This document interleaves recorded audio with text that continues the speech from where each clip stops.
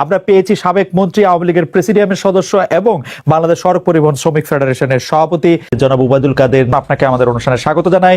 আপনি আমাদের এই সময় দিয়েছেন, সেজন্য শুভেচ্ছা ও কৃতজ্ঞতা জানবেন।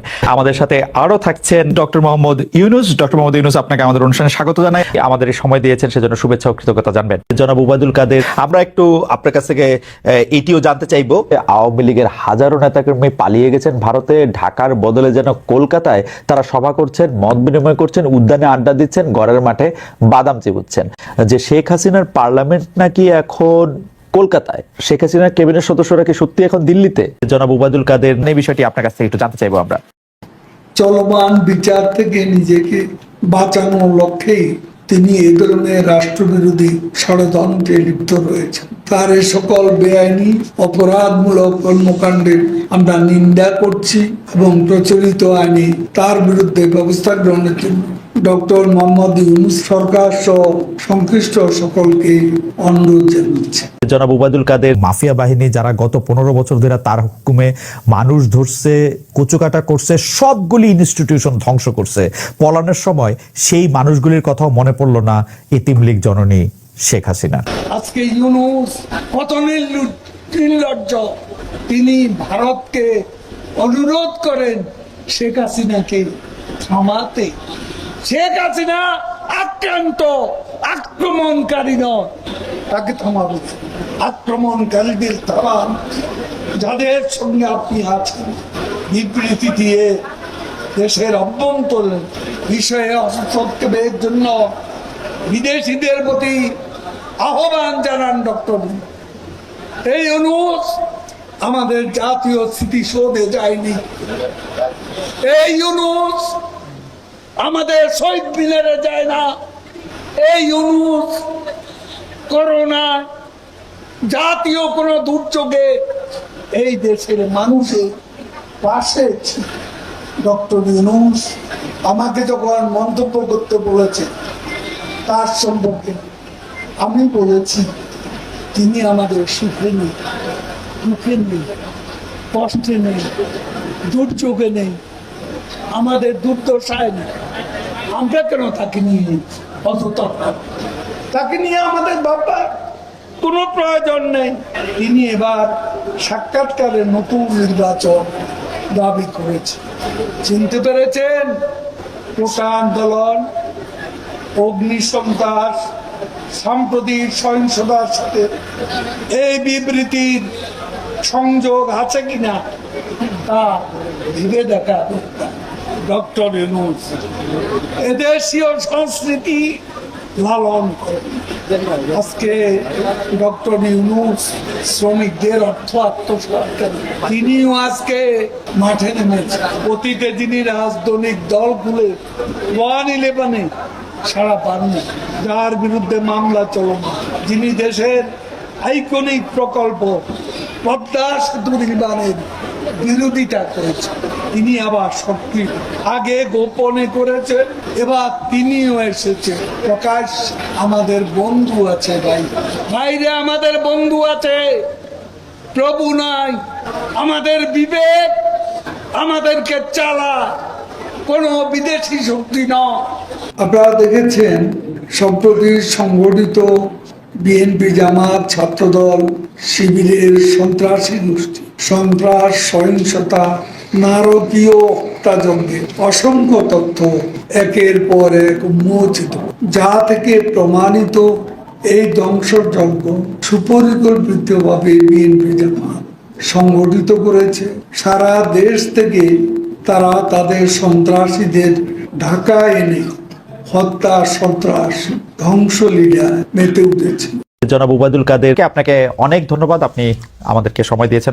আমি সরাসরি প্রশ্নে চলে আসি। শেখ হাসিনা স্পষ্টতই আপনাকে অপছন্দ করেন, অনেক কিছুর জন্য আপনাকে দায়ী করেন, পদ্মা সেতু এবং এই সেই। এর কারণ কি বলে আপনি মনে করেন? আপনাকে কি তিনি তার প্রতিদ্বন্দ্বী মনে করেন, নাকি সত্যি তার কাছে এমন কোনো তথ্য রয়েছে যে আপনার বিশাল কোনো রাজনৈতিক অভিলাষ রয়েছে? আপনি কি রাজনৈতিকভাবে তার প্রতিদ্বন্দ্বী হয়ে উঠছেন বলে তিনি আপনাকে অপছন্দ করছেন, না কি কারণে? আপনার কি মনে হয়? আমার মনে হয় উনি মনে করেন যে আমি দেশের সর্বোচ্চ ডাকু, সন্ত্রাসী কিংবা আমি অপরাধী, আমি সেরা চোর, এই জাতীয় জিনিস মনে করেন। কাজে সেগুলো ব্যাখ্যা করেন উনি তার মুখে। উনি বলেন যে আমি সুদখোর, আমি ঘুষখোর, আমি সব এমন সব কটু শব্দ ব্যবহার করেন যাতে মনে হয় যে আমার সম্বন্ধে তার ধারণা খুবই খারাপ। কিন্তু এইটা তো এরকম ছিল না। আমরা দেখেছি যে 96 থেকে 2001 সাল পর্যন্ত নানাভাবে এই সরকারি বা আওয়ামী লীগ সরকারি আপনার সাথে বা আপনি আওয়ামী লীগ সরকারের সাথে একসাথে কাজ করতে কোনো সমস্যা হয়নি। আপনি এইটার জায়গাটাকে একটু ব্যাকগ্রাউন্ডটাকে আমাদের একটু বলা যাবে যে আপনার কাছে কি মনে হয় কেন এই শত্রুতার বা কেন এই অপছন্দের বিষয়টা একটু সৃষ্টি হলো বা তৈরি হলো? যেই হোক, এটা আমার তরফ থেকে হয়নি। আমি তাকে যথাযথ শ্রদ্ধা করে নিয়ে গেছিলাম আমাদের মাইক্রোক্রেডিট সামিটে ওয়াশিংটন ডিসিতে। আমাদের প্রধান অতিথি করে নিয়ে গেছি, সবাই সম্মান করেছে। কারণ এই মাইক্রোক্রেডিটটা তখন পৃথিবীর সামনে আসছে, বড় আকারে আসছে, এবং এটা বাংলাদেশের অবদান হিসেবে সবাই স্বীকৃতি দিচ্ছে। ওয়াশিংটনে দুনিয়ার সেরা যারা সবাই উপস্থিত ছিলেন, তার মধ্যে আমরা ওনাকে নিয়ে গেছিলাম এই জন্য যে বাংলাদেশের পক্ষ থেকে এই গৌরবটা যেন তিনি আমাদের পক্ষ হয়ে গ্রহণ করেন। উনিও রাজি হয়েছেন, উনিও গেছেন, করেছেন। কাজে এটা স্বাভাবিকভাবে এই সম্পর্ক থেকে যাওয়ার কথা ছিল, কিন্তু কি কারণে এটা ঘাটতি হতে আরম্ভ করলো বুঝতে পারলাম না। কিছুদিন পর থেকেই ওনার আচরণ এবং তার শব্দ পরিবর্তন হতে আরম্ভ করলো। এমন পরিবর্তন হলো এখন আমাকে চোট বদমাইশ ছাড়া আর কোনো বিষয় উনি মনে করেন বলে মনে হয় না আমার কাছে। আসলে এটা নিয়ে কথা বলাটা একটু বিব্রতকরই, কিন্তু কেউ কেউ এটা বলে থাকেন যে বিশেষ করে যে 2007 সালে যে 111 সরকার আমরা যাকে বলি, তাদের যে বিরাজনীতিকরণের একটি চেষ্টা, সেই চেষ্টার মধ্যে আপনার অংশগ্রহণ আছে কিনা। যদিও বারবার বলা হয় যে আপনি আসলে সেই ক্ষমতাটা দখল করতে চেয়েছিলেন, অথচ আমরা উল্টা শুনেছি, আপনার মুখেও শুনেছি, যারা ওই সময় কৌশলভ ছিলেন তাদের মুখেও শুনেছি যে আপনাকে আসলে অফার করা হলো, আপনি সেটি ফিরিয়ে দিয়েছিলেন। কিন্তু কেউ কেউ আবার বলে থাকেন আপনি একটা লম্বা সময়ের জন্য চেয়েছিলেন। এইটি কি একটা কোনো কারণ হতে পারে? এই ব্যাপারটিকে আমাদের দর্শকদের জন্য মানে বা ইয়েদের জন্য একটু আপনি পরিষ্কার করবেন যে আপনি আসলে রাষ্ট্রের সর্বোচ্চ ক্ষমতায় বা রাজনীতির জায়গায়, দেশ পরিচালনায়, সেগুলিতে আপনি আসলে আসতে চেয়েছিলেন কিনা, চান কিনা, বা ওই জায়গা থেকে। যদি চাইতাম খালেদ, যদি চাইতাম, তখন যখন মিলিটারি আমার বাসায় এসে বসে রইল সারা রাত আমাকে রাজি করানোর জন্য, আমি তো লুফে নিতাম। রাজি করানোর জন্য বসে থাকতে হবে কেন? আমি যদি ক্ষমতাই চাইতাম, বলে আজ চলেন চলেন, কি করতে, কি কোন জামাটা পড়তে হবে দেখিয়ে দেন, এখনই যাচ্ছি। আমি তো সেটা করিনি। তাদের সঙ্গে তর্ক করেছি, সারা রাত ধরে তর্ক করেছে যে না ভাই আমাকে দিয়েন না, আমি এই কাজের উপযুক্ত না, আপনারা অন্য লক্ষ্য যান। তারা আমার উপরে মন ঠিক করে ফেলেছে আমাকে দিতে হবে। আমি বারে বারে বলতেছি তাদেরকে, তারা নিরাশ হয়ে ফিরে গেল, বললো যে সকালবেলায় আবার আসবো, সকালবেলায় আসলে তখন আপনি আমাদেরকে বলেন যে রাজি আছেন। আমি বললাম না, সকালবেলা আসলে একই কথা পাবেন। কারণ আমি তো এটা এমন কিছু না যে মনের মধ্যে সন্দেহ রেখে, দ্বন্দ্ব রেখে আপনাদেরকে বলছি, অত্যন্ত পরিষ্কার ভাবে আপনাদের কাছে বলছি। ঠিক আছে, তা না হলে তো আমি সঙ্গে সঙ্গে রাজি হয়ে যেতাম। কে ছাড়ে যে আপনাকে দেশের পুরো সরকারের প্রধান হবার জন্য আহ্বান জানাচ্ছে, বাংলাদেশে এরকম কয়জন মানুষ আছে বলবো যে না আমি এই দায়িত্ব গ্রহণ করব না? আমি তো করলাম সেটা। এখন আমার নামে বলা হচ্ছে 10 বছর চেয়ে। আমি বছর নিয়ে তো প্রশ্নই উঠে না। প্রশ্ন হচ্ছে আগামীকাল সকালবেলা আপনি শপথ গ্রহণ করবেন, এই কথা। আমি বলবো যে না, করবো না। তারপরে এরপরে তো কয় বছর, কয় কাণ্ড। আমি 10 বছর দিয়ে কি করবোটা কি? আমি 10 বছর দিয়ে, আমি তো বলছি আমি এই কাজের জন্য নই। দেশে আমার দেশ পরিচালনা করা আমার দায়িত্ব না, আমার কাজ না। আমি জানি না এটা কিভাবে করতে হয়। আমি যেটা জানি সেটা করি। Make sense. আপনার মেয়ে মনিকা ইউনুস সম্প্রতি একটি সাক্ষাৎকার দিয়েছেন সিএনএন-এ।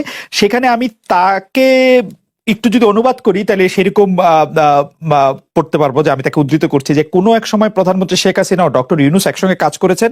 আমি আশা করি সেই সময়টা আবার ফিরে আসুক, শুধু গ্রামীণ কিংবা সংশ্লিষ্ট সব প্রতিষ্ঠানগুলোর ভালোর জন্যই নয়। যদি তারা আবারও একসঙ্গে কাজ করেন তাহলে সেটা চমৎকার হবে। এই মনিকা ইউনুসের এই আশা কি আপনারও মানে একই রকম আশা কিনা যে প্রধানমন্ত্রী শেখ হাসিনা এবং ডক্টর ইউনুস একসঙ্গে কাজ করলে আরো কিছু চমৎকার কাজ হবে, বা এটা আপনি আশা করছেন এরকম কি? এটা কি এটা কি এখন আমার জন্য করা যাচ্ছে না যে আমি নারাজ, যে এটা করতে চাই না? তুমি ভাবখানা এমন করছো যেন আমি আপত্তি করছি, আমি কাজ করতে চাই না। আমাকেও যে বললাম জোর বদমাইশ করে রেখেছে, সেখানে কাজ করার তো কথাই উঠছে না। আমার নাম উঠলেই ওনার রাগ উঠে যায়। আমাকে সুদখোর না বললে ওনার মন তৃপ্ত হয় না। আমাকে চুবিয়ে না ডুবালে, পদ্মা নদীতে আমাকে চুবিয়ে না ডুবালে ওনার মনে শান্তি আসে না। ঠিক আছে, আমি কি করে বলবো? ওনাকে বলতে তো হবে, ওনাকে যদি কিছু বলতে হয়। পদ্মা নদীর কথাটা যখন উঠলই, পদ্মা ব্রিজ সম্পর্কে যে কথাটা সরকারের উচ্চ মহল থেকে এটা বলা হয় যে আপনি আপনার ক্ষমতা ব্যবহার করে বা আপনার পরিচিতি ব্যবহার করে বা আপনার যে একটা সাংঘাতিক রকমের গ্রহণযোগ্যতা সারা দুনিয়াতে আছে, যেটি আসলে ওয়ার্ল্ড ব্যাংক সহ অন্য জায়গায় আছে, সেটি দিয়ে আসলে আপনি পদ্মা সেতুটা বাংলাদেশ যাতে ঋণ না পায় সেটির জন্য আপনি চেষ্টা করেছেন।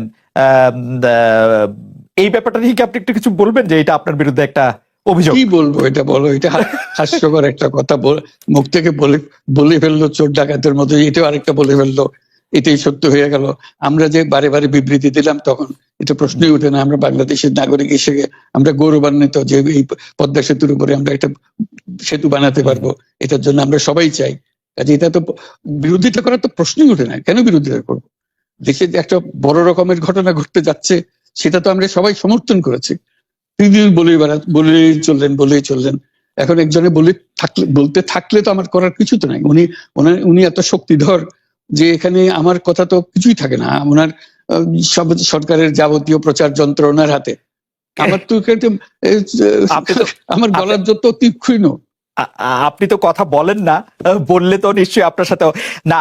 একটি প্রশ্ন আসছে যে পদ্মা সেতুর যখন উদ্বোধন করা হবে তখন কি আপনাকে নিমন্ত্রণ জানানো হয়েছিল, যে মানে রাষ্ট্রের পক্ষ থেকে এরকম বলা হয়েছিল যে আপনাকেও নিমন্ত্রণ জানানো হবে, বা আপনি মনে আছে কিনা? মনে পড়ে না এরকম করছে। আচ্ছা মনে আচ্ছা।